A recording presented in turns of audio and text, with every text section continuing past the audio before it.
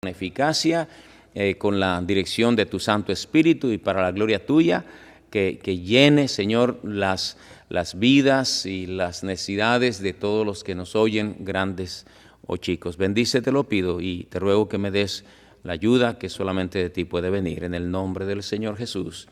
Amén. Amén. Casi siempre cuando mencionamos los predicadores al apóstol Pablo, tenemos la tendencia de conectarnos con él allá y se nos olvida que si el Señor preservó su palabra para nosotros, pues es para nosotros la enseñanza también. Y las experiencias que Pablo vivió, aunque sea una forma distinta, son experiencias que muchos misioneros, predicadores viven. Pero también, hermanos, aunque no sea usted un predicador, un misionero, un obrero, por el solo hecho de ser cristiano, tiene verdades que recibir de eso de la palabra de Dios, como les voy a tratar de enseñar. En primer lugar, hermanos, quiero decirles que lo que Pablo expresa aquí, bajo inspiración del Espíritu Santo, es que su vida tiene un propósito, tiene una razón de ser. Pablo no vivía para sí mismo.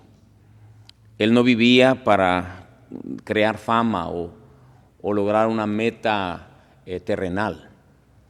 Pablo vivía con un propósito e iba en pos de ese propósito.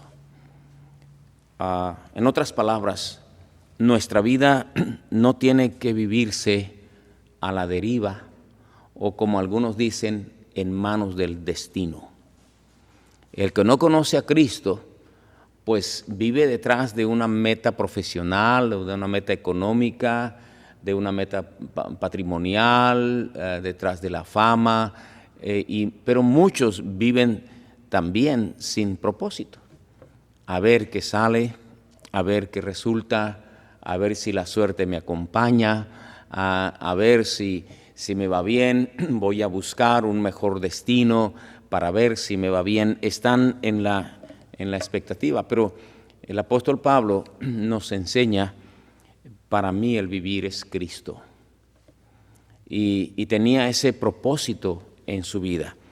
Y tomando en cuenta esta mentalidad, esta convicción, nos resulta más sencillo entender los pasajes o aplicar por el Espíritu de Dios estos pasajes a nuestra vida. Tenemos, por ejemplo, el versículo 15. Algunos, a la verdad, predican a Cristo por envidia o contienda, pero otros de buena voluntad. Versículo 16. Los unos anuncian a Cristo por contención, no sinceramente, pensando añadir aflicción a mis prisiones. Allí lo que tenemos son abusos de personas, aún de creyentes, que eran compañeros de Pablo, que le hacían a él creer que estaban predicando al Señor Jesucristo tanto como él. Pero la intención de esos predicadores era añadirle aflicción al apóstol Pablo. Qué triste es que haya hermanos que en vez de gozarse en una buena vida espiritual de otros, se enfocan en molestarlos, en criticarlos, en señalarlos.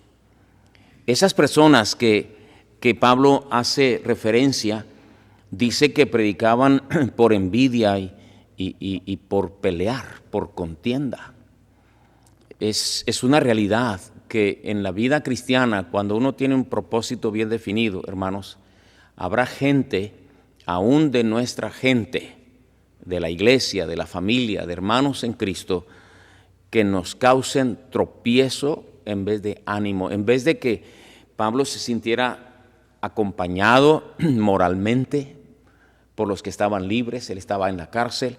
En vez de decirle palabras de ánimo, le hacían llegar comentarios de que ellos estaban predicando también a Cristo y que iban a alcanzar lo que él estaba alcanzando y aún más de lo que Pablo estaba alcanzando. Qué feo es que predicaban por envidia. ¿Qué cosa? Y estamos hablando de predicadores, de cristianos, ¿no?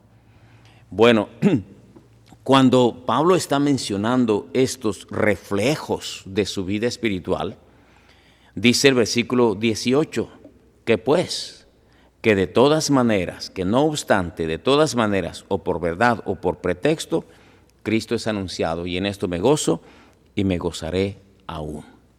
Aquí tenemos una verdad más que aprender, y esto es que hay gozo en predicar el Evangelio. Hay gozo en predicar el Evangelio, cuando ese es el propósito verdadero. Si queremos predicar el Evangelio para ganarnos un premio, si queremos salir a ganar almas para sacar un diploma, un reconocimiento, el motivo no es correcto. El gozo de predicar el Evangelio estriba en hacer lo que el Señor nos mandó a hacer con un motivo correcto.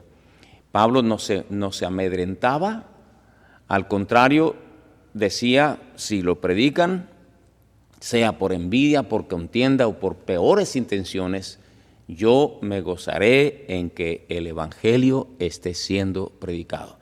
No permitiría que nada le quitara el verdadero propósito de su vida. ¿Ok, hermanos? A veces vamos a sentir, quizá no de mala intención de otras personas, necesariamente, algún peso, alguna crítica por estar haciendo lo que es correcto delante del Señor. Lo que sí debemos saber es que nada debe quitarnos el gozo, la satisfacción que es hacer algo por el Señor Jesucristo. Predicar su palabra, servirle a Él, hacer algo por su causa, gastar nuestra energía, gastar nuestra vida, gastar nuestro tiempo en un propósito que vale la pena, que tiene repercusiones eternales. Pablo disfrutaba su ministerio, por lo que dice, de todas maneras, por pretexto, o por gozo, o por verdad, yo me gozo. Dice, y me gozaré aún. Cuando Pablo manifiesta más adelante, y eso lo vamos a ver Dios mediante el próximo miércoles, para mí el vivir es Cristo y el morir es ganancia. Cuando él tenía ese propósito bien ubicado, bien trazado, no le robaba el gozo de servir al Señor. Disfrutaba su ministerio. Encontraba disfrutar el ministerio. Qué bonito es pensar esto, hermano. Si tú estás sirviendo al Señor en lo poco o en lo mucho, disfrútalo. Disfrútalo. Hay muchas cosas que nosotros podemos disfrutar. Servir al Señor, predicar. Siempre hay motivos, ¿no? Yo pienso que Pablo, por ejemplo, se me ocurre algo de momento. Cuando estaba con Silas, no este era el caso, cuando estaba prisionero con Silas, cantaban himnos a Dios y disfrutaban la letra de los himnos, el contenido de los himnos, las palabras de los himnos. Pensaban en cómo estaría aquel que escribió ese himno. Hasta se me ocurre pensar que disfrutaban el eco que hacían los himnos en las paredes de la prisión, que probablemente era un calabozo, que de hecho era un calabozo, una cueva allí. Quizá disfrutaban todo eso. Disfrutaban que los soldados no podían escapar de sus cánticos. No podían. Tenían que estar allí como una estatua resguardando y ellos se gozaban de todo eso. Nosotros, hermanos, tenemos muchas cosas para poder decir, ¿cómo puedo disfrutar que soy cristiano? Estoy en un país libre.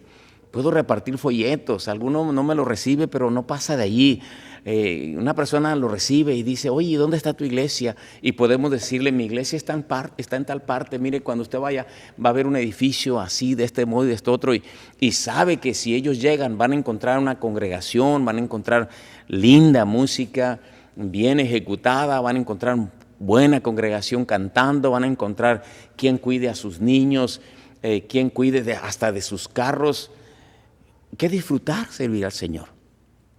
Nosotros los que trabajamos en la oficina, estamos todos aquí presentes, disfrutamos, con frecuencia mencionamos qué privilegio es servir aquí. No tenemos mal ambiente en el trabajo, no oímos maldiciones, no hay acoso de ninguna clase, no hay juicios incorrectos, cada uno trabajando en su oficina, en su área. Qué bueno es disfrutar, ¿verdad? Sí oímos críticas y sí oímos señalamientos y por allá de vez en cuando oímos, ¿verdad? A algunas personas, quizá por envidia, quizá porque les gusta pelear, tal vez porque quieren molestarnos, pero nada de eso debe quitarnos el gozo de servir al Señor.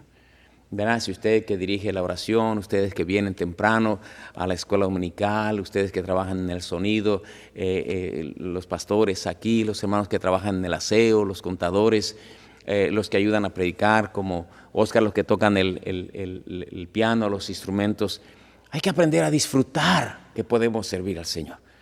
Hay mucha gente que trabaja arrastrando los pies en sus trabajos, tienen que aguantar abusos, injusticias, desprecios y dicen pues ni modo, van a fuerzas a trabajar deseando no tener esa carga en su vida, y nosotros no solamente podemos venir y servir al Señor en lo poco o en lo mucho, sino que podemos disfrutarlo. Pablo decía, no obstante las críticas, de todas maneras me gozo y me gozaré.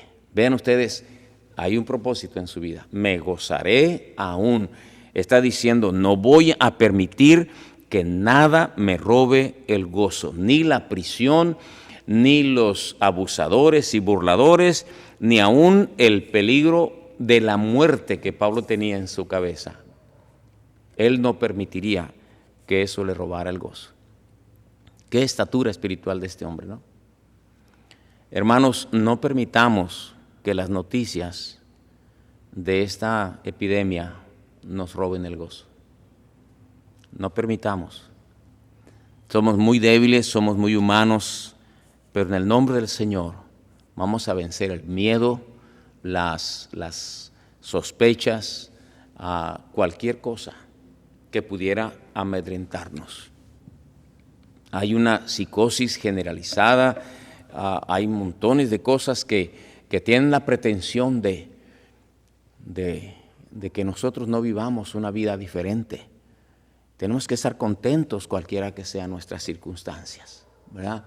Si por desgracia y por voluntad de Dios llegáramos a enfermarnos, allí en la cama, darle gracias a Dios y estar contentos. Pablo dice, yo me gozo y me gozaré. Y me gozaré aún, un propósito en su vida que le hacía vencer las cosas en contra. La actitud, pues, con la que el apóstol Pablo predicaba y hacía lo que hacía y vivía la manera de vivir. Pero vean ustedes ahora en el versículo 19, vamos a enfocarnos los siguientes minutos.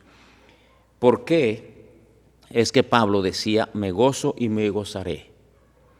¿Por qué está diciendo, yo como cristiano y como siervo de Dios, me gozo y me gozaré? No voy a permitir que los que andan por allá anden haciendo lo que hagan contra mí. Yo no voy a permitir que me roben el gozo. Versículo 19, porque sé que por vuestra oración y la suministración del Espíritu de Jesucristo, esto resultará en mi liberación. Primero, hermanos, Pablo le da una gran un gran valor, un gran crédito a las oraciones de los hermanos por él.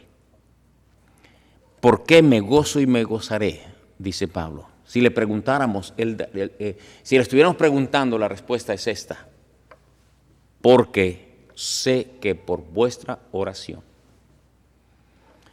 Como que Pablo sabía la eficacia de las oraciones de los hermanos. Pablo tenía de cuando en cuando noticias de que los hermanos estaban orando por él.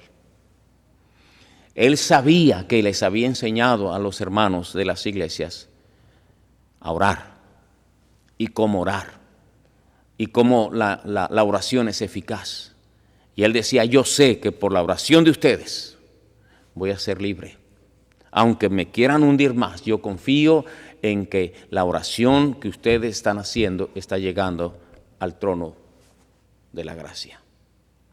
Hermanos, ¿han oído ustedes a alguien decirle: hermano, estoy orando por ti?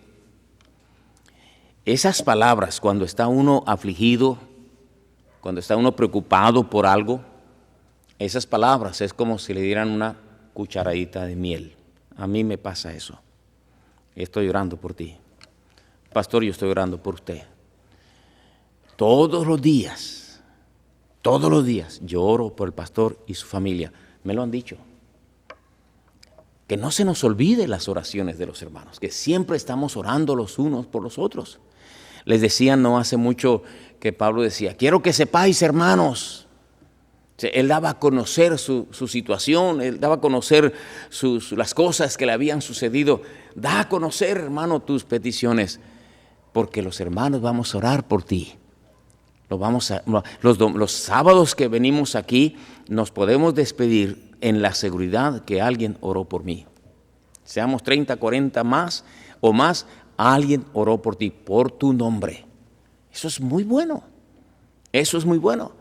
Nunca esconda sus peticiones, porque la oración de los creyentes es muy eficaz. Por mínimo que sea tu sentir, es importante para Dios. Es importante. Algunos que tenemos una mente como de inconversos: Dios está ocupado en muchas cosas y no se ocupará de mis problemas. Yo sé cómo voy a salir adelante. No. En las cosas aún más pequeñas necesitamos del Señor.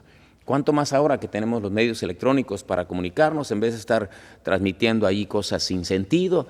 Mejor, hermano, ora por mí. Hoy me siento triste. Hoy me siento desanimado. Hoy me preocupé por esta cual noticia y alguien va a orar por ti. Pablo decía: yo me gozo y me gozaré aún, porque sé que por la oración de vosotros.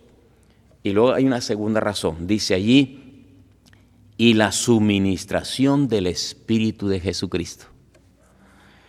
¿Qué quiere decir la suministración del Espíritu de Jesucristo? El Espíritu de Jesucristo, pues, es el Espíritu Santo. Ya sabemos, no era un espíritu diferente. La suministración del Espíritu. Busqué esta palabra para saber qué quiere decir, qué quiso decir el traductor y qué quiso decir el Espíritu de Dios cuando inspiró esta palabra al apóstol y escribiera la palabra suministración. Suministración quiere decir provisión plena. Provisión plena. La provisión abundante. Nosotros decimos lo que haga falta, lo que se necesite. Cuando nosotros amamos a una persona y la vemos en alguna necesidad, una de las frases que usamos es esta: por favor, llámeme a la hora que sea, 24 horas al día, mi teléfono está dispuesto y lo que necesite. Eso está diciéndole: si necesita que yo vaya a su casa a las 2, 3 de la mañana, yo voy a ir. Si necesita que le lleve dinero, si necesita que lo lleve al médico, si necesita que le compre medicina, si necesita que le lleve a un lado, si necesita que me pare en la puerta, lo que necesite. Esta es la palabra de Pablo, que Pablo usa. Porque yo sé que por vuestras oraciones y la plena abundancia, disponibilidad, capacidad del Espíritu de Jesucristo, todo lo que estoy pasando va a ser el día de mañana, va a ser el pasado, por la suministración del Espíritu de Jesucristo. ¡Qué convicción! El Espíritu de Dios, hermanos, es Dios. Todo lo puede. Si usted le dice a alguna persona lo que necesite, quiere decir que tiene carro, que tiene dinero, que tiene salud, que tiene disposición, que tiene recursos, que tiene medios, que sabe lo que puede hacer. Eso es lo que está diciendo. Si no, no le dice lo que necesite. Más bien le dice, hermano, si yo le puedo acompañar en oración, pues hábleme. Eso no es plena suministración, es muy bueno. Pero ya cuando le decimos lo que necesite, estamos diciendo si necesita dinero, si necesita raites, si necesita protección, necesita que lo tenga en mi casa, si necesita lo que sea. Esto es lo que Pablo está diciendo. Yo sé que por la suministración del Espíritu de Jesucristo, es decir, si el Señor tiene que convencer a los mandatarios, al Nerón, si el Señor quiere que yo tenga una medicina, Él me la va a dar. Si el Señor quiere que yo aguante este dolor de espalda a causa del cepo, lo que haya tenido, la suministración del Espíritu de Jesucristo. El Espíritu de Dios puede mover corazones, mover conciencias.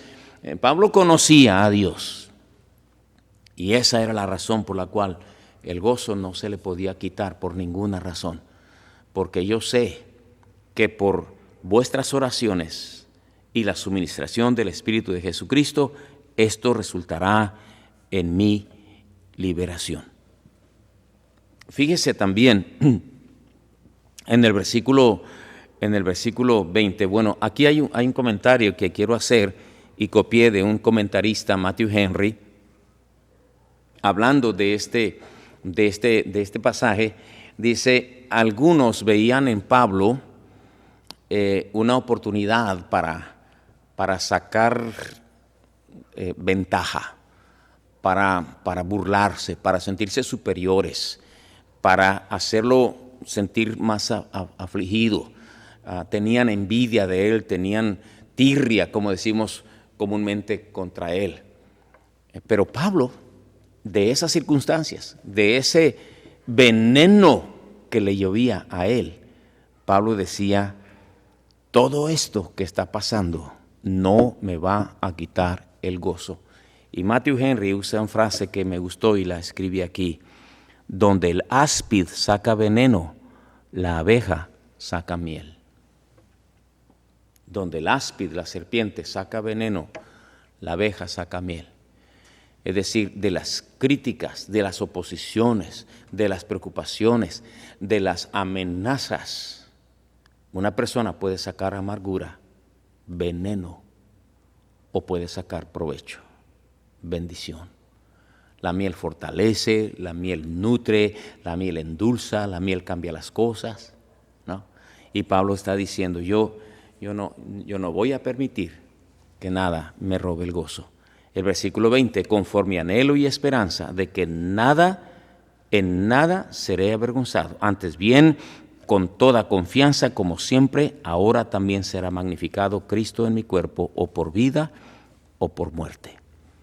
Aquí tenemos una tercera cosa, y es que el deseo de él es que no sería avergonzado. Estaba haciendo lo correcto. Estaba seguro de la voluntad de Dios y eso le traería la ventaja de no ser avergonzado. Y la otra y última cosa que menciono esta tarde es que Cristo sería glorificado. A pesar de su posición, de la oposición, el Evangelio sería predicado. Los hermanos estaban orando por él. Enorme crédito a las oraciones de los hermanos le daba Pablo. Tercera cosa, total certeza de la suministración del Espíritu de Jesucristo, ¿verdad? Provisión abundante, profundo deseo de no ser avergonzado ante el Señor. Si él era avergonzado ante los demás, no le importaba. Él quería no ser avergonzado delante del Señor, y un correcto enfoque de que el Señor sea glorificado, el nombre del Señor sea glorificado. Por eso termina un poquito más adelante con una expresión resonante, porque para mí el vivir es Cristo y el morir es ganancia. Y en esto vamos a meditar el próximo miércoles con el favor de Dios. Yo deseo que en todo el nombre del Señor sea glorificado, mis hermanos, y que esto que estamos viviendo como una sombra que nunca habíamos vivido, no sea motivo de que el cristiano pierda el gozo.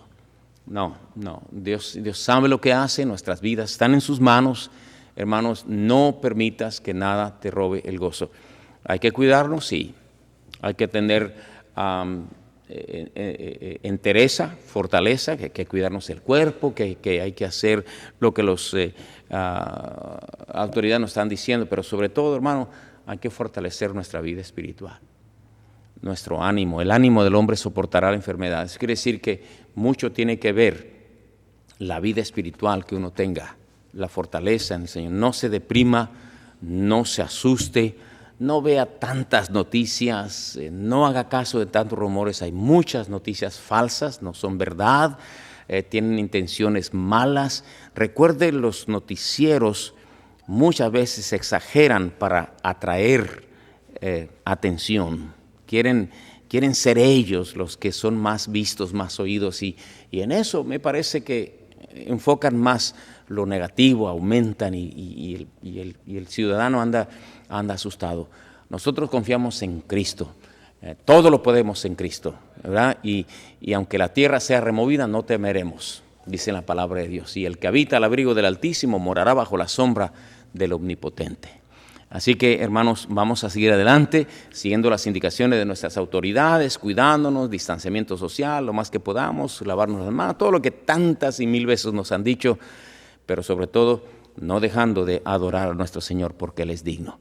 Bienvenidos todos ustedes que estuvieron aquí, que el Señor los bendiga, que tengan una buena noche, un buen descanso. No prenda la televisión, no permita que nada le robe el gozo. Si las noticias le roben el gozo, apaguen eso. Nada va a cambiar si usted sabe noticias o no sabe noticias. Ya sabemos todo lo que debemos hacer, Ahora nos toca nada más obedecer a nuestro Señor y poner nuestra vista en Él, y saldremos adelante muy pronto. Que el Señor les bendiga. Vamos a ponernos de pie allá en casita, aquí en la iglesia, y vamos a orar, y así nos despedimos. No dejen de estarnos viendo, de estarse conectando a las 12 del día, todos los días, para que vean la clase con los niños que se está transmitiendo todos los días. Dios los bendiga. Vamos a orar. Señor, no permitas que nada ni nadie nos robe el gozo, la paz, la armonía familiar, el gozo de servirte, el gozo de ser tus hijos. Qué bueno es saber que tenemos la oración, que tenemos la Biblia, que tenemos hermanos que oran por nosotros. No permitas, Señor, que nada nos robe el gozo del Señor, el gozo de la salvación, el gozo de la comunión contigo. Danos una buena noche de descanso, Señor, y que mañana sea un día mejor para gloria tuya. Lo pedimos en el nombre de Jesucristo. Amén. Amén. Señor les bendiga. Estamos despedidos.